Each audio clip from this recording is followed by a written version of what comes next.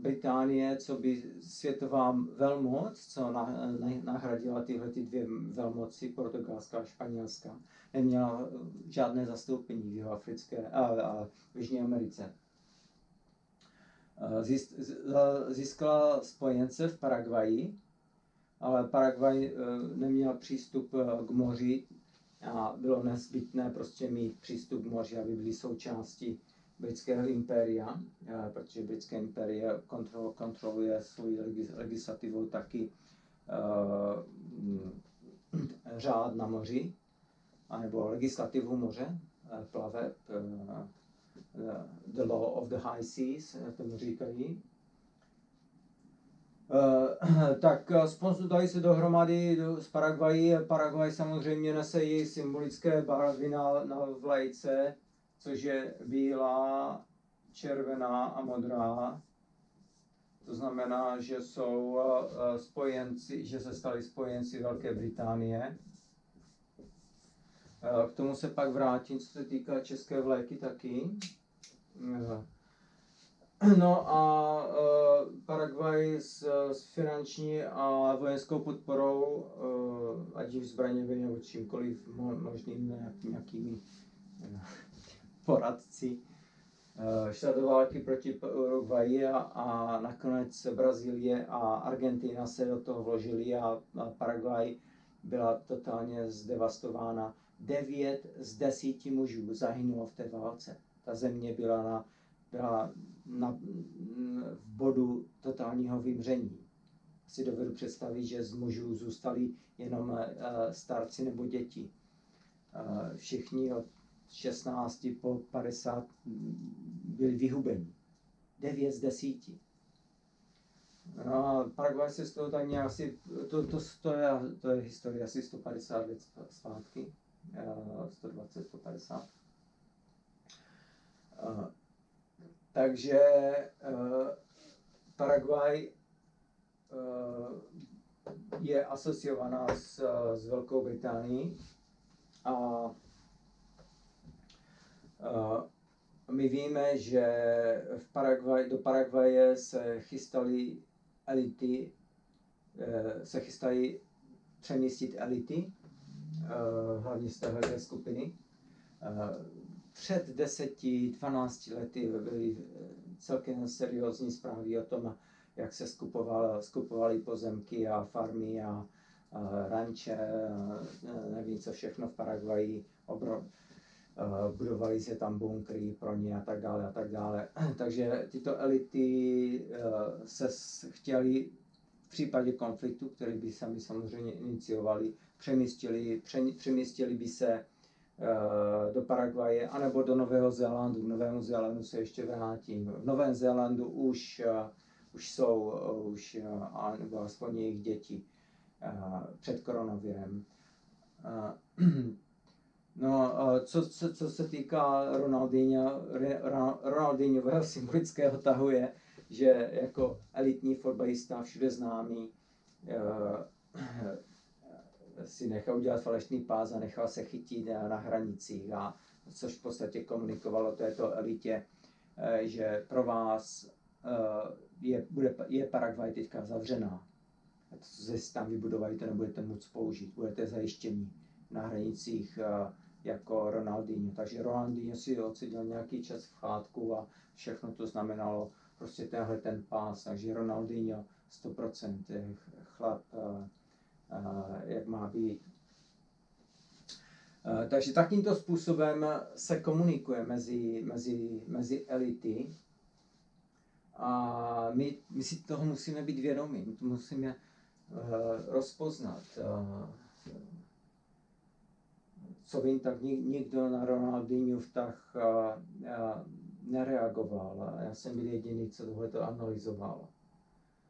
Což je velmi významné, protože elity nemohou použít momentálně Paraguay na to, aby se přestěhovali. To znamená, že nebudou moct vypustit seriózní virus a nebudou moct se přemístit na místa, které plánují, kam se přemístí.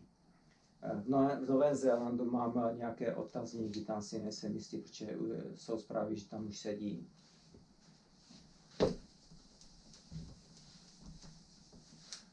Takže tahle ta skupina, jak jsem říkal, se snaží protlačit nový světový řád a starý světový řád se musí zdemolovat. Tak jak byl zdemolován nebo schořel Notre Dame. Notre Dame vysvětlím později. Ale to je jeden z těch symbolů. Dobrý. Co se týká, dám do videí nějaké obrázky. Britské libry, která nová 20-kilová bankovka, která má koronavirový obrázek. To není moje práce, to je práce jiných analytiků. A taky americký dolar,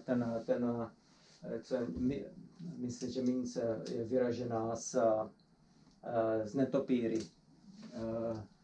Což bylo zase komunikace toho, co se plánuje a jakým způsobem.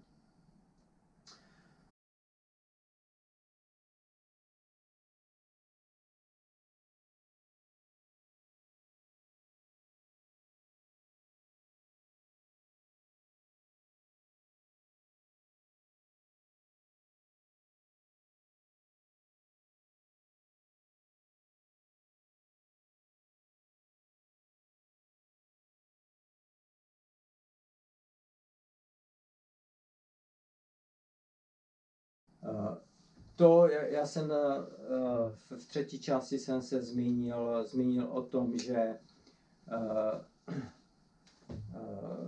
do jaké míry nosit roušky a mít spousta různých opatření. 100%. To je naše komunikace, to je komunikace lidí na výzvu, jestli chceme pandemii, anebo nechceme. Takže jestliže nosíme roušku, a dělají se různá opatření, zavře se tohleto, vytvoří se v podstatě vojenský systém ochrany obyvatelstva. To je všechno v pořádku, to je naší odpovědí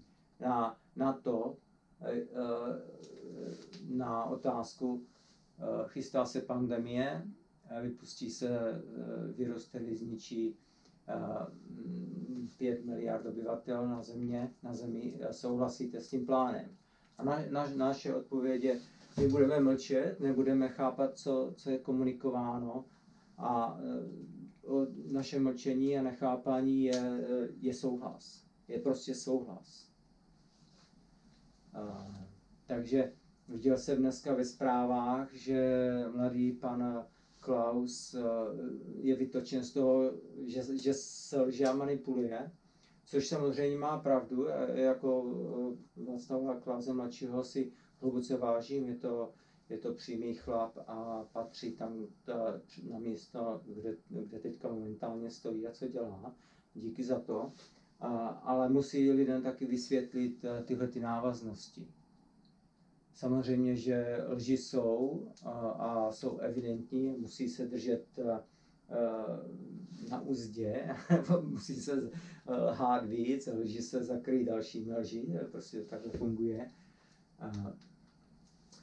Pravda nemůže být komunikována přímo, protože ten systém je tak založený. My taky nemůžeme komunikovat. Já tady mohu vysvětlit a komunikovat věci přímo, to je něco jiného. Takže tohle to by bylo asi všechno ke koronaviru. Já k tomu videu dám tyhlety americký dolar. Nevím, jestli je se zlatem anebo prostě jenom padělaný se zlatem, by to znamenalo 2 čárky. Pokud jsou kryty zlatem, musí mít 2 čárky. Pokud mají 1, tak jsou v podstatě bezcenné. Jenom prostě pro výměnu pro lidi. Jako to. Takže tímhletím bych zakončil sérii koronaviru, fenoménu, s kterým se potýkáme. Samozřejmě, že musíme být pozorní, studovat, sledovat sdílet, což já momentálně sdílím, a spolupracovat a ochraňovat naše životy, naše rodiny, naše plány, aby nebyly prostě zničeny. Takže děkuji za pozornost a další video plánuji vytvořit na téma koněv a asi z toho udělám dobrou jízdu, tak si budete muset držet klobouky, protože dotknu se některých věcí, které je nezbytné komunikovat a o kterých je nezbytné mluvit. Takže děkuji za